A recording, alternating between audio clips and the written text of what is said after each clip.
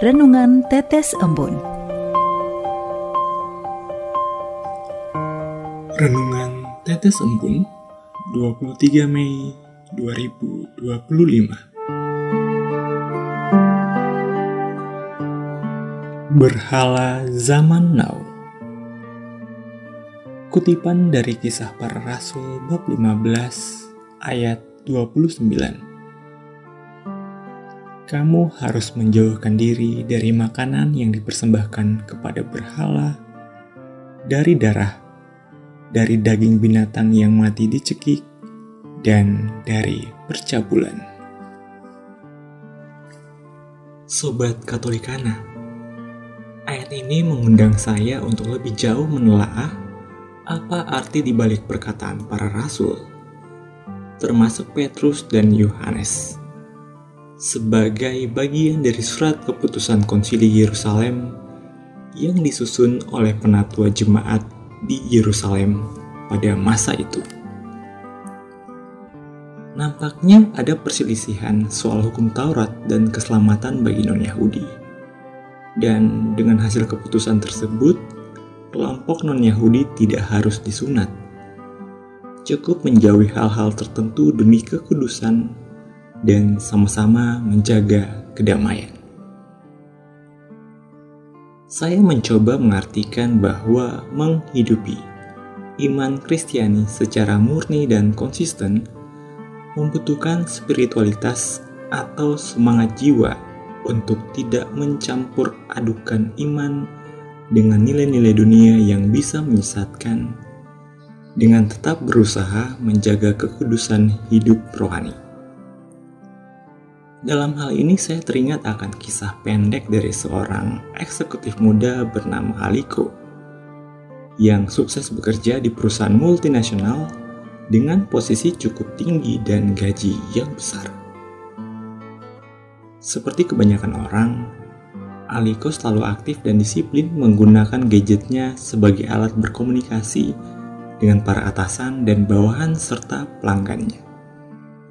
Hanya saja, makin lama kegiatan bergadget ria ini berubah menjadi alat kesenangan yang setiap detiknya dihiasi notifikasi yang mengharuskan Aliko menjawabnya dengan rutin. Bahkan kegiatan doa pagi pun terdampak. Aktivitas bergadget ini pada akhirnya mengurangi waktu Aliko untuk merayakan Ekaristi di gereja. Semua dilakukannya demi bermain-main dengan gadget yang diperlakukannya sebagai benda keramat. Hidupnya tampak sempurna dari luar karena bisa liburan ke luar negeri, kemana-mana pergi dengan mobil baru, lalu keluar masuk restoran mahal, dan Aliko pun selalu mendapat ratusan jempol setiap unggahannya di media sosial dengan berbagai tayangan video di saluran YouTube yang memuat aktivitas dan rutinitasnya sehari-hari. Suatu saat dia kedatangan seorang bawahannya yang meminta bantuannya. Di perusahaannya, tepatnya di bagian produksi, telah terjadi kecelakaan yang menyebabkan cacat seumur hidup. Orang tersebut kehilangan salah satu tangan akibat tidak mengikuti prosedur kerja atau SOP yang ditetapkan. Melihat hal tersebut, Aliko merasa terpukul. Dia merasa ikut bertanggung jawab untuk menciptakan suasana bekerja yang nyaman, aman, sekaligus ramah terhadap keselamatan, juga menghadirkan sukacita di antara karyawannya.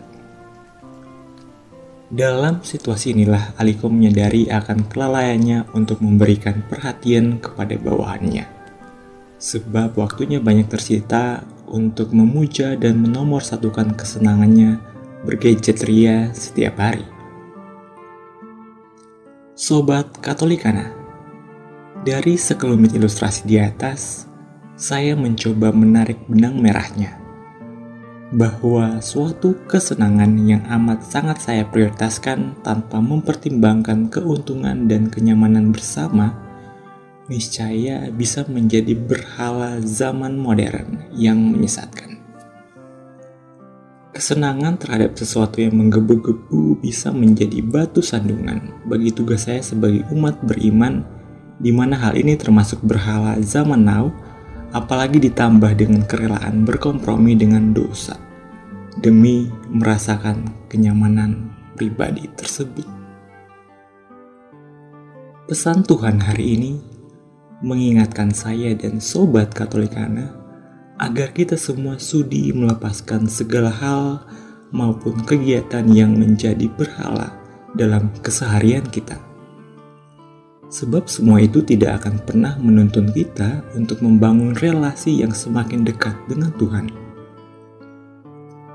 Berhala-berhala itu hanya untuk keperluan dan kebutuhan diri kita, serta bersifat sesaat saja.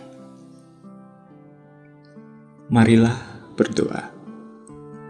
Dalam nama Bapa dan Putra dan Roh Kudus. Amin. Ya Tuhan yang Maha Rahim, ajarilah kami memahami dan mewujudkan apa yang menjadi tuntunan-Mu, yakni mengelola dengan cermat kegiatan dan hal-hal yang berhubungan dengan berhala zaman now. Kuatkanlah kami agar mampu membangun intimasi dengan-Mu. Demi Kristus Tuhan kami. Amin. Dalam nama Bapa dan Putra dan Roh Kudus. Amin.